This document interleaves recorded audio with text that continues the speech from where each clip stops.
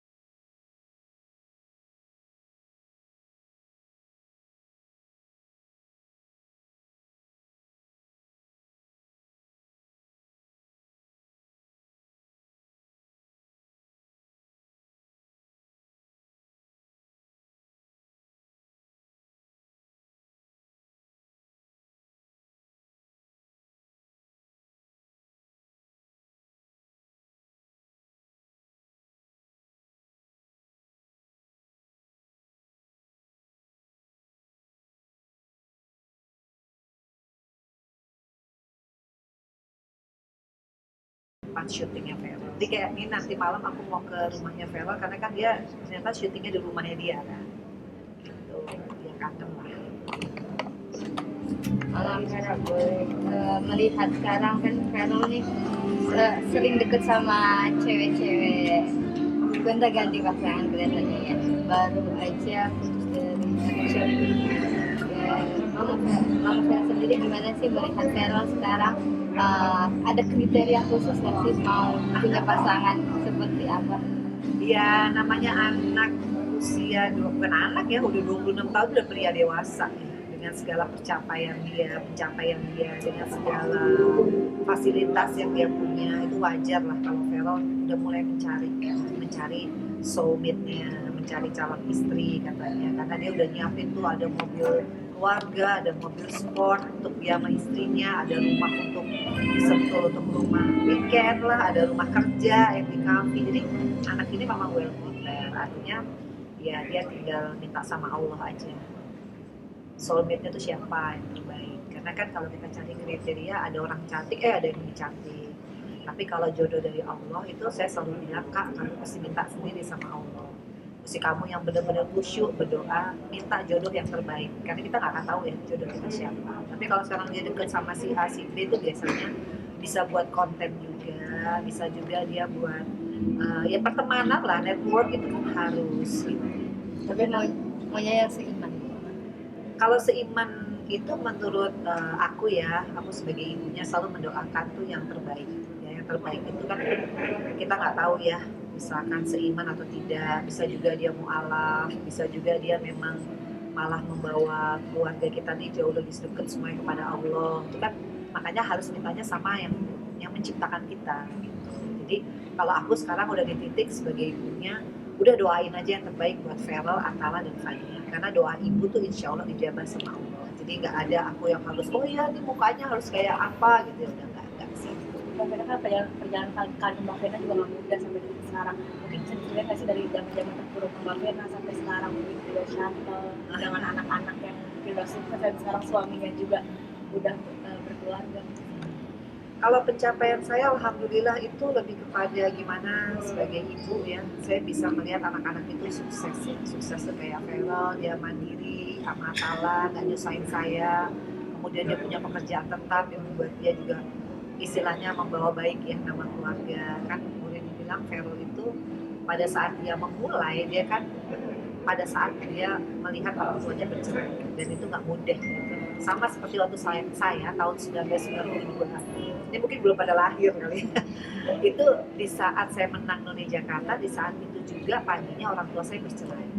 Jadi kalau saya sama Vero ada kesamaan di mana kita memulai karir di entertainment pada saat orang tua bercerai. Tapi sudah bukan di end of the world, malahan jadi pemicu kita untuk wah orang tua udah cerai nih, terus mau ngapain? Masa mau jadi amit-amit jadi negatif.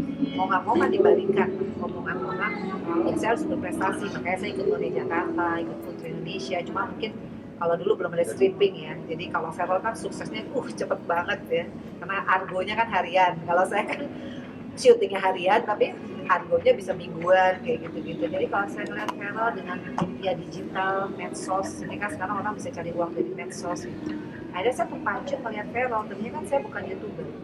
Tapi setelah saya jadi udah nggak di DPR lagi tahun 2018, kepikir dari Feral dan Atama jadi YouTuber. Nggak kepikir juga jadi influencer. Udah tua, siapa yang mau endorse? Nggak taunya menikah sama Abi di endorse. Sampai detik ini, nih Abi ada ya Bi ya. Sampai detik ini tiba-tiba kita menjadi pasangan endorse. Ya alhamdulillah ya Bi ya. Sama yang kemarin jadi inspirasi buat satu produk. Iya, jadi kalau ditanya bisa settle apa enggak, semua orang pasti up and down. Tinggal bagaimana kalau kesini saya merasa ya anak-anak udah dikasih sehat aja udah bersyukur. Sekarang saya juga udah usia 50, masih bisa melihat Feral Atala nanti menikah aja udah berkah luar biasa. Apalagi nanti kalau dapat istri nih, Feral juga Atala dapat istri yang lebih mendekatkan aku sama Feral sama Atala, wah itu lebih luar biasa lagi. Nah, doa terus. Tapi cara gimana Mbak Vena sih, Feral kan juga menikah sekali dari bawah banget. Apalagi tadi perceraian, gimana sih cara mengkomunikasikan itu kepada anak, apalagi mental kan gak? Justru pada saat saya bercerai sama papanya Feral itu, Feral sama Atala kan agak sempat jauh ya dari saya. Tapi saya yakin doa ibu maupun jauh di mata tapi kan dekat di hati. Dan doa saya juga perbuatan saya, makanya saya selalu bilang, Feral kalau kamu masuk politik harus berbuat yang baik-baik. Karena begitu berbuat yang baik-baik, yang kena dampaknya itu anak cucu. Jadi ya saya yakin apa yang dicapai Feral sama Atala karena buah dari perbuatan saya waktu misalkan di DPR ya kerja aja yang amanah, kerja aja yang benar, jangan korupsi misalkan, atau jangan menyia-nyiakan kepercayaan masyarakat. Ya alhamdulillah kan doa-doa mereka mungkin di dapil saya, konstituen saya merasa ada bantuan dari saya pada saat jadi DPR kan ada kembali ke anak-anak. Allah kan juga nyebabkannya Belum kalau itu belum. Ini alhamdulillah kalau saya sih gini, prinsipnya sebagai orang tua jangan ngerepotin anak. Kalau Feral udah bisa punya rumah 2, nanti katanya mau beli villa kan di Bali, ya bagus, artinya nih anak produktif. Atala juga gitu. Jadi Atala sama Feral ini sekarang berlomba-lomba untuk bisa jadi anak yang produktif dan tidak merepotkan ibu bapaknya. Terima kasih menanggapi omongan-omongan netizen di luar sana yang katanya mengatakan kalau Feral itu agak belok. Jadi gini, ini yang saya selalu bilang sama Feral. Kalau kita menjadi public figure, belum politician, kayak saya, itu yang namanya gosip, yang namanya framing, yang namanya hujatan itu udah harus siap. Nah makanya kita memang dituntut sebagai public figure ini tidak boleh ada yang cacat. Makanya saya selalu bilang, kamu kalau udah di titik ini, kamu berjuang deh. Jadi apa yang dikasih sama Allah ini, kamu harus bersyukur dulu. Dan dari bersyukur itu, nanti kamu pasrahin aja. Nanti kamu akan didekatkan sama orang-orang yang pasti menurut kamu terbaik buat hidup kamu, buat Islam, buat kehidupan kamu. Jadi yang namanya kayak gitu buat saya aja ngalah. Kalau orang ngasih sama kita zaman sekarang gampang banget ya. Karena kan hoax itu kan udah jadi kayak makanan sehari-hari. Jadi bad news bisa good news, ya sebenarnya ya good news. Maka aku bilang sama kakak harus kuat mentalnya, apapun yang orang yang penting kamu fokus sama pekerjaan kamu dan berbuat baik, itu akan ya by the time harus tahan mental. Kayak saya aja waktu cerai kan berita tentang saya pada kasus di saat orang mengkritik saya bisa jatuh, tapi yang sebenarnya menjatuhkan kita bukan orang lain, yaitu kita sendiri. Makanya kita jangan berbuat yang aneh-aneh.